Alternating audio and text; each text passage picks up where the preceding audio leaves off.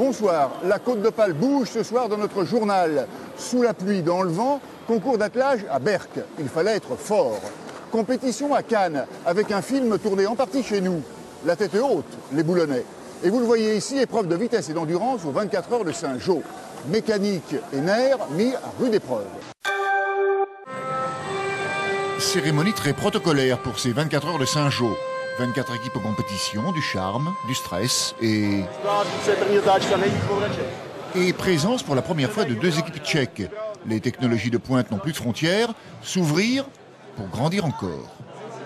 Le projet des 24 heures de Saint-Jean prend un peu plus d'ampleur chaque année. Ça a commencé, c'était quelque chose de vraiment modeste. Et là, on est arrivé à un projet qui prend pas mal d'envergure. Ça regroupe énormément d'entreprises de toute la région. Et on commence même à partir à l'international.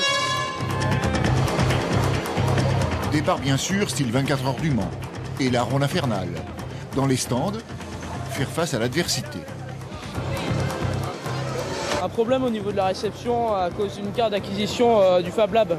On pense que c'est le pignon qui justement s'est décalé par rapport à la roue dentée. Ouais. J'ai eu un choc arrière, du coup ça a sûrement enlevé un truc à l'intérieur.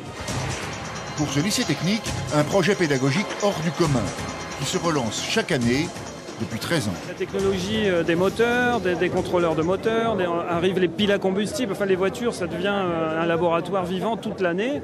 Et c'est vraiment ici aux 24 heures l'examen final, on va dire.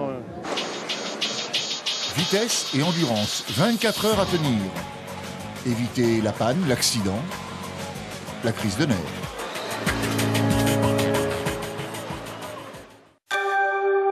Voilà, notre journal est terminé. On sait bien à quoi ils vont passer leur week-end. Quant à nous, on se retrouve lundi soir 19h15, France 3 Côte d'Opale.